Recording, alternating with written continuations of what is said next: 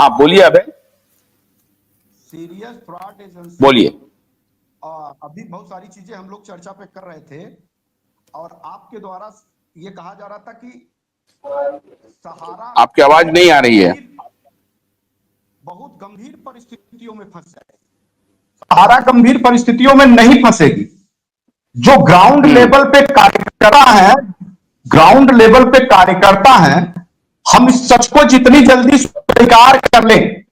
अब ये अलग का बात है कि हमारे साथ 12 लाख कार्यकर्ताओं में से -1% कार्यकर्ता हमारे साथ हैं, -1%।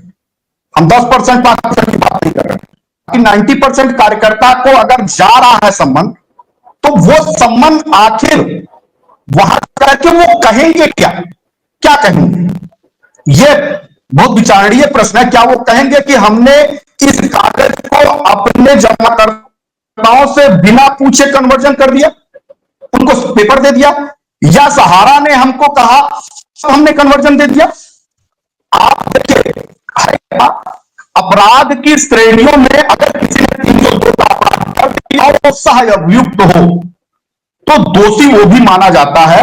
अब यह है कि आप गवाही दे देते हो तो अपराध कुछ कम हो जाता है, आप कुछ कम हो जाता है, लेकिन वो अपराधी नहीं है, ऐसा नहीं होता है। अगर हम कानून की बात कर रहे हैं, ऐसा नहीं होता कि आप गवाही दे देंगे तो आप गवाही से बाहर निकल के चले जाएंगे और आप अपराधी नहीं होंगे। अपराधी होंगे, हाँ, आपको गवाही के रूप में प्रस्तुत कर देने पे अब कितने % गवाही दे देंगे? अभी तो अभी चैनल पे शुरुआती दौर में ये चर्चा हो रही थी कि सबसे ज्यादा एजेंटों का ही पैसा फंसा है, तो निवेशकों का है ही नहीं, तो क्या एक एजेंट दूसरे एजेंट को संबंध दिलवा रहा? क्या एक एजेंट दूसरे एजेंट को संबंध दिलवा रहा? संबंध दिलवा रहा, और जो संबंध दिलवा रहा है वो क्या सहारा का हितैषी है, क्या एजेंटों का हितैषी है? और अगर जमा करता है, अगर वो जमा करता है तो भला अपने एजेंटों को संबंध क्यों दिलवा रहा? अच्छा, ये तो एजेंसियों का विषय है। मैं फिर यही कहूंगा कि बेहद अच्छा और प्रभावी कदम अंततः भारत सरकार की जांच एजेंसी शुरू कर दी करी है। शुरुआती दौर से हम लोगों के आंदोलन का विजन यही था कि गठरी अपने सर से जितनी जल्दी उतार कर फेंक दो अच्छा है। लोग इसको समझ लें, जिन लोगों ने उतार के फेंका है वो तो सीना तान के लड़ रहे हैं ना, वो सीना तान के लड़ रहे हैं।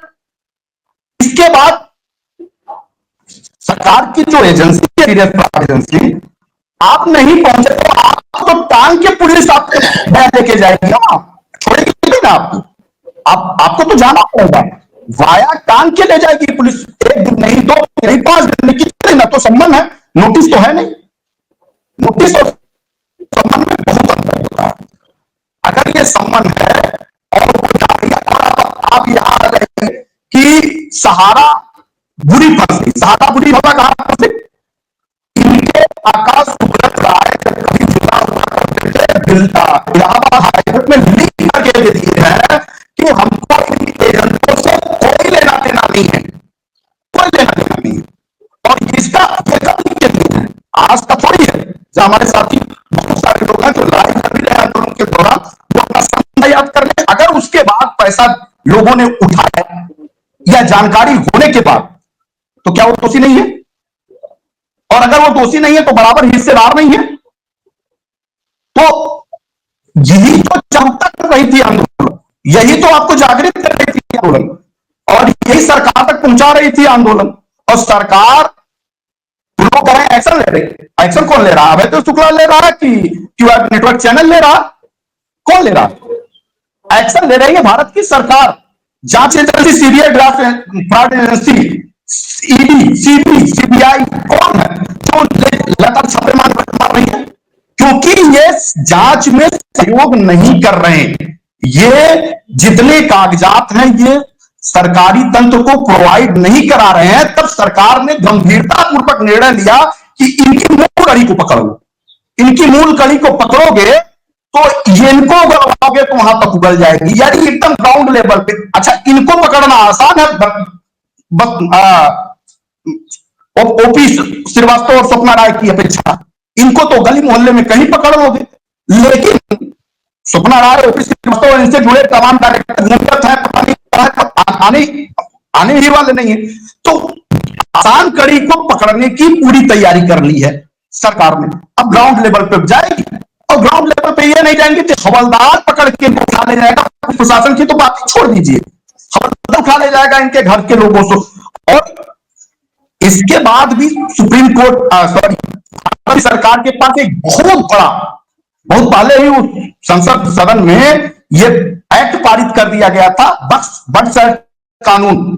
बक्स एक्ट कानून में के प्राविधानों में यह दर्ज है कि अगर निवेशक यानी जमाकर्ता अपनी गंभीर प्रकृति को देख करते हुए एप्लीकेशन एफआईआर दर्ज कराता है, तो उसमें बक्स एक्ट कानून के तहत उसमें प्राविधानों को दर्ज करवाता है, तो उनकी तक के आदेश है सरकार।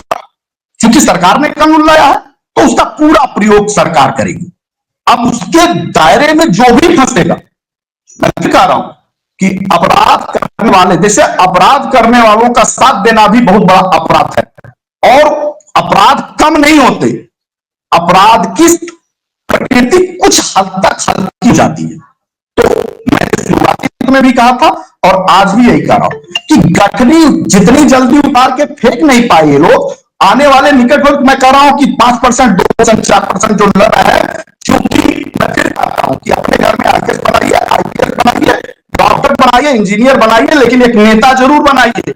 अगर नेता नहीं बनाएंगे, दूसरे दिन पुलिस झूठे उठा करके आपको गिरफ्तार कर देगी। तो मैं इनको नेता बनने के लिए कह रहा था, निकल करके आओगे, साथ निकलोगे, साथ खड़े होगे, तो तुमको पुलिस क्या, तुमको कानून सही ढंग से हाथ लगाने से डरेगी। लेकिन ये मानने वाले थे नहीं, क्योंकि इनके अंदर सुब्रत राय का गंदा खून आ चुका था, उनकी काम करने की नीयत की खून आ चुके थे, उसको वो बार बार। मैंने बिल्कुल आपकी बात में समझ गया, बिल्कुल बहुत दुरुस्त फरमा रहे हैं। तो क्या आज हम लोग 1-1.5 घंटा बातचीत कर चुके हैं, कल के लिए रखें? कल एक बार बात, अच्छा सर, एक मिनट सर, हाँ सर, बोलिए, एक मिनट सर, बोलिए। बिना किसी विवाद के मैं कहना चाहूंगा कि ये घबराने वाली कोई बात नहीं है। जिनको भी सम्मान आता है उनको घबराने की कोई जरूरत नहीं है, सच को कहना है। दूसरा चीज कि सभी लोगों को ये नहीं आएगा, ये रैंडम कुछ लोगों को ही आएगा, क्योंकि उनको अपना 2, 4, 5, 10 गवाह वहां डालना है। हो सकता है कि 4-5 स्टेट से एक गवाह लें, क्योंकि वो जांच पूरे कर चुके हैं, और ऐसे भाइयों का जांच भारत सरकार के आदेश से नहीं हुआ है। ऐसे भाइयों का जांच दिल्ली हाईकोर्ट के आदेश के बाद हुआ है। इसमें सरकार की कोई भूमिका नहीं है, सरकार को केवल रिपोर्ट जाएगा। तो इसमें किसी भी एजेंट को घबराने की जरूरत नहीं है, और ना कोई डर का माहौल बनाया जाए, क्योंकि कंपनी ने काम करवाया है, कंपनी ने अपना लाइसेंस लिया और कंपनी अपना एजेंट बहाल किया। लोग वहां काम किए हुए हैं, जिनको भी सम्मान आता है वो जांच एजेंसी को सहयोग करें, कुछ नहीं किसी को होने वाला है। धन्यवाद। Thank you. तो बहुत बहुत शुक्रिया। हमारी नजर कल रहेगी कि एसएफआईओ के इन्वेस्टिगेशन पे, और कल फिर आप लोगों से मैं दरखास्त करूंगा कि जुड़े जरूर। और बहुत बहुत शुक्रिया। ये तो हम तो चले थे कि साहब सहारा के दफ्तर जल्द से जल्द खुलें ताकि लोगों का भुगतान हो, लेकिन ऐसा लग रहा है कि इतने पेच आ रहे हैं जो दफ्तर खुलने के बजाय बहुत उलझता जा रहा है। खुलेगा कि नहीं खुलेगा कहना मुश्किल है। फिर भी मैं ये कोशिश करता हूं कि अगर सहारा प्रबंधन कोई भी ऐसी जुगत लगा करके अपना पक्ष रखे, ईमानदारी से रखे, तो हो सकता है कि कुछ उनको निदान मिल जाए। बहुत बहुत शुक्रिया आप सबका। नमस्कार।